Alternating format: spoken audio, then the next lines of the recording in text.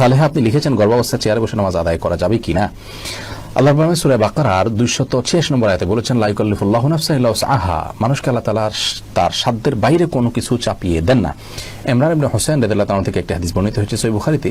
তিনি একবার নবী সাল্লাল্লাহু আলাইহি ওয়াসাল্লামের কাছে বলেছেন, ইয়া রাসূলুল্লাহ, আমি এমন একটা রোগে আক্রান্ত যে রোগটা আপনার আমরা যেটাকে একশিরা বা যেটাকে আপনার পাইলস বা এই জাতীয় অ্যানাল ফিসার জাতীয় রোগ বলতে পারি, এরকম একটা রোগের কথা তিনি বললেন।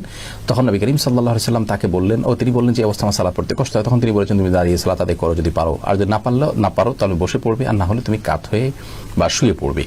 তো এই হাদিস থেকে আমরা স্পষ্ট জানতে পারি অসুস্থতাজনিত কারণে যদি কেউ সালাত যথাযথভাবে সঠিকভাবে দাঁড়িয়ে যথানিয়মে পড়তে না পারেন, তাহলে তিনি যেভাবে পারেন সেভাবে আদায় করবেন।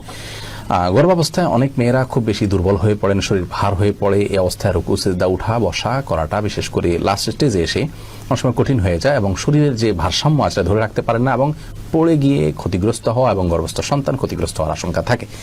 এরকম যদি অসুস্থ কোনো মা থাকেন এবং এই পর্যায়ে চলে যায়, তাহলে সেক্ষেত্রে তিনি যদি দাঁড়ানো থেকে চেয়ারে বসতে পারেন, চেয়ার থেকে দাঁড়াতে পারেন, এটুকু পারেন, তাহলে দাঁড়িয়ে সালাত শুরু করবেন। রুকু সিজদার সময় চেয়ারে বসে ইশারা রুকু সিজদা এবং বৈঠক এগুলো সব করবেন।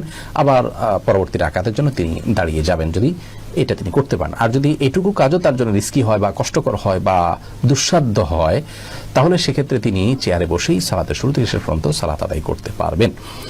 আর যদি এরকম সমস্যা না থাকে, নিছক আরামায়েশের জন্য, নিছক তথাকথিত আপনার ভয় বা রিস্ক, যে রিস্কটা আসলে ওরকম জোরালো কোনো রিস্ক না, এরকম মনে করে তিনি চেয়ারে বসে সালাত আদায় করেন, তাহলে কিন্তু সালাত হবে না।